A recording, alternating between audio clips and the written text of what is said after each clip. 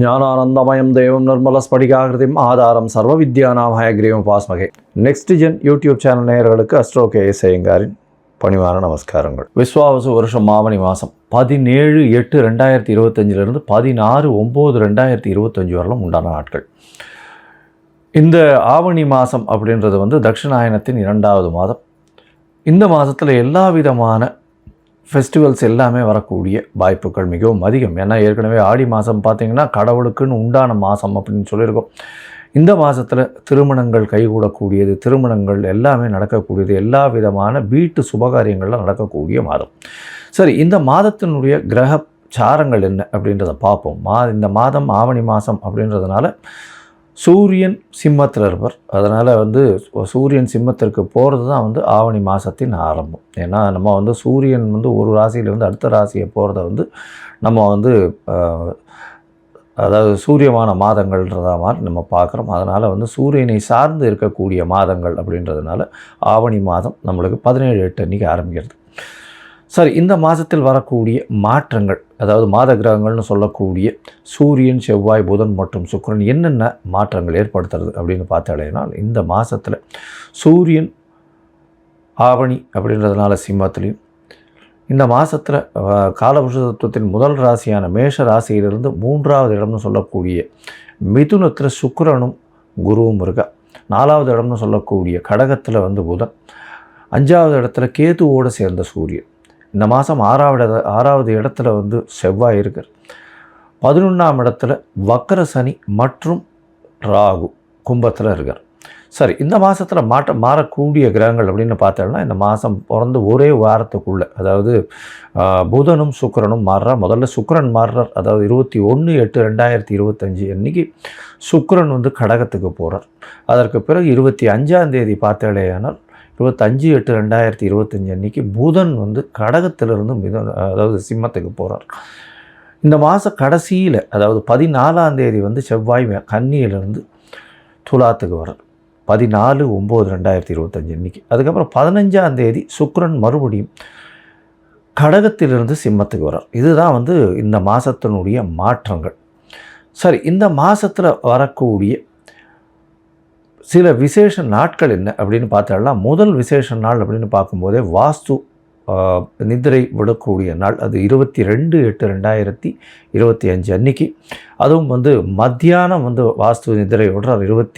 அதாவது 2 மணி 31 நிமிஷத்துலேருந்து 4 மணி 1 நிமிஷம் வரலாம், 1.5 மணி நேரம் 90 நிமிஷம். இந்த 90 நிமிஷத்தை 5ஆல் வகுத்து 18 நிமிஷமாக பிரிச்சுண்டு அவர் கண் விழித்து அவர் என்ன சொல்கிறது, காலை கடன்கள் முடிக்கக்கூடிய காலகட்டம் ஒரு 18 நிமிஷம். அதற்கு பிறகு அவருடைய ஸ்நானம் 18 நிமிஷம், பூஜை செய்வது 18 நிமிஷம், அதற்கு பிறகு போஜனம் உண்ணுவதும் 18 நிமிஷம், அப்புறம் தாம்பூலம் தரிப்பது 18 நிமிஷம்னு இப்படி பிரிகிறாங்க. இதில் கடைசி 18 நிமிஷம் தாம்பூலம் தரிப்பதும் போஜனம் மருந்தும் கூடிய காலகட்டத்தில் செய்யக்கூடிய எந்த வேலைகளாக இருந்தாலும், அதாவது வீடு மனை கோல் போடுதல், அது தவிர வீட்டுக்கு புதுசாக வீடு கட்டுறது, வீட்டுக்கு அஸ்திவாரம் போடுறது, மனை இது பூஜை போடுறது, இது எல்லாமே எல்லா விதமான ஏற்றத்துடன் காணப்படும் அப்படின்றது. அது எந்த ஒரு தங்கு தடையின்றி போகக்கூடிய காலகட்டமாக இருக்கும். இந்த வாஸ்து நாளில் உங்களுக்கு எந்த ஒரு அதாவது திதி வார நட்சத்திரம் இது எதுவுமே பார்க்க வேண்டாம். ராகுகாலம், யமகண்டம் இந்த மாதிரியான விஷயங்களும் பார்க்க தேவையில்லை இந்த காலகட்டத்தில். அதனால் நல்ல ஒரு ஏற்றமான காலம். நிச்சயமாக வீடு கட்டணும்னு பார்க்குறவங்க இந்த காலகட்டத்தை எடுத்துட்டிங்கன்னா நல்ல ஒரு ஏற்றம் கிடைக்கும். அதற்கு பிறகு இந்த மாதத்தில் பார்த்தடையானால் சாம உபாகர்மா, அதாவது எஜுர் உபாகர்மா, சாம உபாகர்மா, சாமவேதம் சொல்கிறவர்களுக்கு இந்த வருஷத்தினுடைய பூணல் மாற்றக்கூடிய அது செலிப்ரேஷன் என்ன, அந்த பூணல் மாற்றக்கூடிய அவர்களுடைய காயத்ரி ஜபத்தை பூணல் மாற்றக்கூடியதும், அவர்கள் காயத்ரி ஜபம் பண்ணி மிகப்பெரிய ஏற்றுமை கொள்ளக்கூடிய காலகட்டம் அப்படின்னு சொல்லக்கூடியது. இது 26/8/2025 அப்படின்னு அந்த நாளில் வருது. அதற்கு பிறகு பார்த்தாலேயானால் வாமன ஜெயந்தி வரக்கூடிய நாள் 4/8/2025 அன்றைக்கி வாமன ஜெயந்தி. அதற்கு பிறகு 5ஆம் தேதி அன்னைக்கு ஸ்ரவண நட்சத்திரம், ஸ்ரவண விரதம் சொல்லக்கூடியது. அதற்கு பிறகு 7/9 அன்றைக்கி பௌர்ணமி. இந்த வாட்டி பௌர்ணமி பார்த்தாலேயானால் கிரகணம் வரும். ஏன்னா கேத்துவோடு சேர்ந்த சூரியனும் ராகுவோடு சேர்ந்த சந்திரனும் வருது. இந்த வாட்டி உண்டான கிரகணம் டைமிங் அதெல்லாம் வந்து அப்புறமா போடுறேன். அது வந்து ஃபாலோ பண்ணுங்க.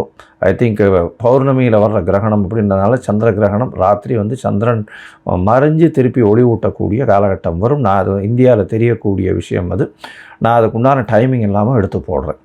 அதற்கு பிறகு 8, 9 அன்றைக்கி மாலையபட்சம் ஆரம்பிக்கிறது. இந்த வாட்டி பட்சம் வந்து நார்மலாக புரட்டாசியில் தான் வரும். முன்னாடி வந்து ஒரு 10 நாள் முன்னாடியே வந்துடுறது. மாலையபட்ச ஆரம்பம் 8, 9 அன்றைக்கே ஆரம்பிக்கிறது. 13ஆம் தேதி அன்றைக்கி, அதாவது 12ஆம் தேதி அன்றைக்கி மகாபரணின்னு சொல்லக்கூடியது. அதாவது யாரெல்லாம் பித்ருக்களுக்கு ஸ்ரார்த்தம் பண்ணுறாலோ அன்றைக்கி பண்ணக்கூடியது விசேஷம். அதாவது டேட்டு தெரியாமல் இருக்கிறவா, திதி தெரியாமல் இருக்கிறவாள்லாம் அன்றைக்கி பண்ணிடுவாள். அதே மாதிரி 14/9/2025 இன்றைக்கி மத்தியாஷ்டமின்னு சொல்லக்கூடியது. இன்றைக்கி அந்த அன்றைக்கி அஷ்டமியை வேற மத்தியாஷ்டமின்னு சொல்லக்கூடிய நடுபாதியான இந்த மாலையபட்சத்தின் நடுபாதி. அதனால் அன்றைக்கும் வந்து எல்லாருக்கும் தர்ப்பணம் கொடுக்கறத பண்ணலாம். இன்றைக்கி கோகுலாஷ்டமி வேறு, ஏன்னா ஆவணி மாதம் வரக்கூடியது அஷ்டமின்றதுனால கோகுலாஷ்டமி ரோகிணி நட்சத்திரோட சேர்ந்து வர்றதுனால அன்றைக்கி முனித்திரியம் ஸ்ரீமடம் இவாளுக்கெல்லாம் வந்து அன்றைக்கி ஸ்ரீ ஜெயந்தி இருக்கக்கூடும்.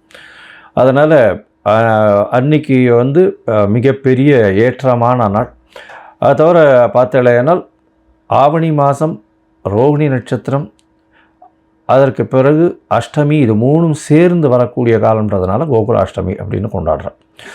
சரி, இந்த மாதம் வந்து மேஷம் முதல் மீனம் வரை எப்படி இருக்குது அப்படின்றத பார்க்கலாம். அதற்கு முன்னாடி என்னுடைய மொபைல் நம்பர் ஸ்க்ராலிங்கில் போயின்னு இருக்கும். உங்களுக்கு வந்து அஸ்ட்ராலாஜிக்கல் கன்சல்ட் தேவைப்பட்டதுன்னா எனக்கு வந்து மெசேஜ் பண்ணுங்கள். உங்களுடைய date, time, place of birth, உங்களுடைய பெயர், தாய் தகப்பனார் பெயர் அனுப்புங்க. என்னுடைய கட்டணம் என்னென்னு சொல்கிறேன், கட்டணத்தை போடுங்க.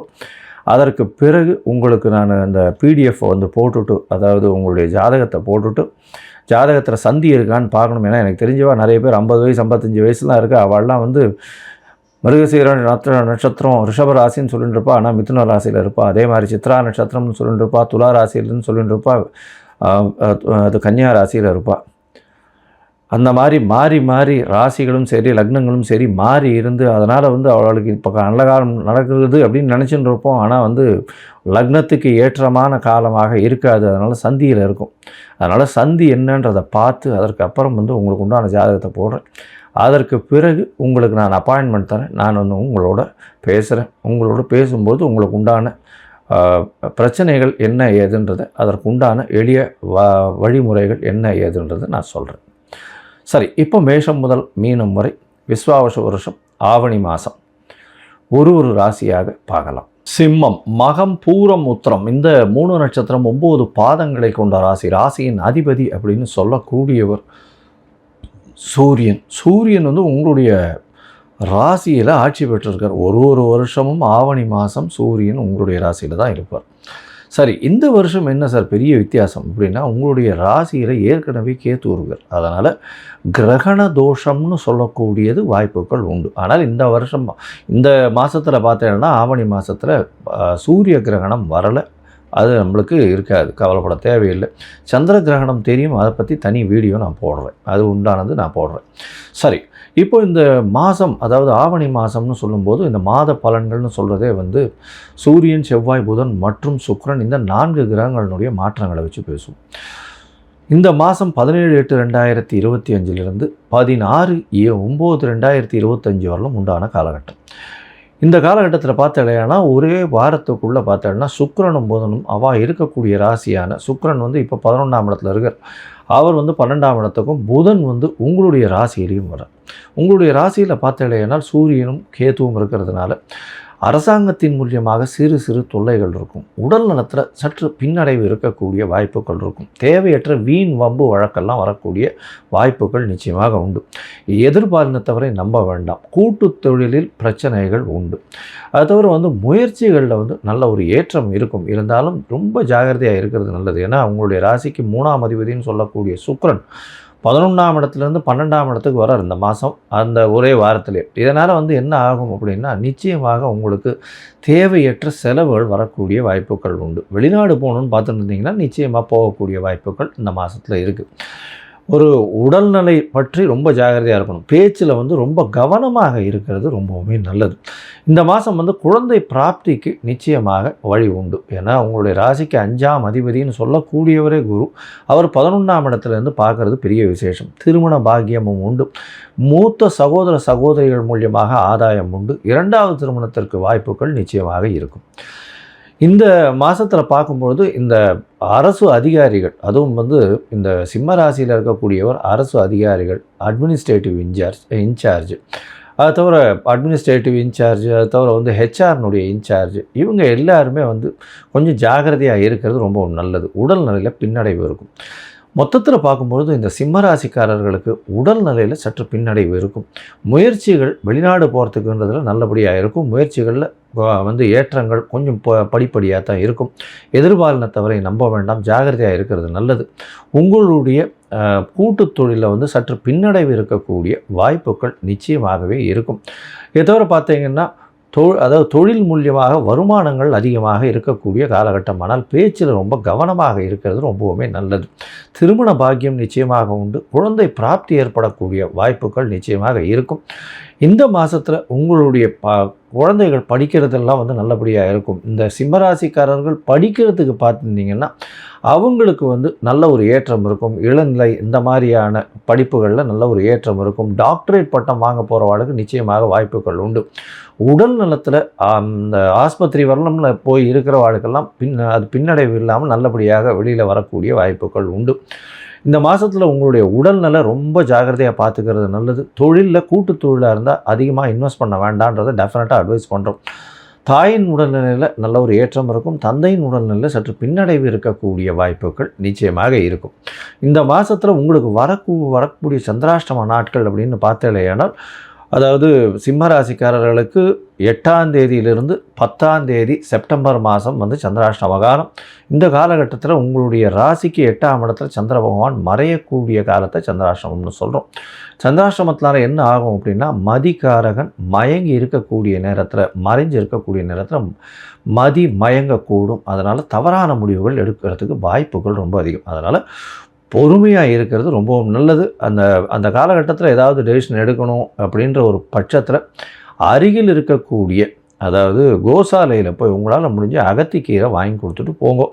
நிச்சயமாக உங்களுக்கு சந்திராஷ்டமத்தின் தாக்கம் குறையும். சரி, இந்த மாதம் வந்து நீங்கள் வந்து லக்ஷ்மி நரசிம்மரை போய் வழிபடுங்க. அது வந்து ரொம்பவும் ஏற்றம். ஏன்னா ராகு கேது அவள் 2 பேர்கிட்டயே இருக்க எல்லா கிரகங்களும், உங்களுடைய சூரியன் ராசியின் அதிபதியும் அங்கே அதிலே இருக்கிறதுனால லக்ஷ்மி நரசிம்மரை போய் வழிபட்டுட்டு வாங்க. பிள்ளையார் சதுர்த்தி வருது, பிள்ளையாருக்கு ஒரு 9 தேங்காய் உடைச்சிட்டு வாங்க. நல்ல ஒரு ஏற்றம் கிடைக்கக்கூடிய மாதமாக, வெற்றிகளின் சின்னமாக திகழக்கூடிய வாய்ப்புகள் நிச்சயமாக உண்டு.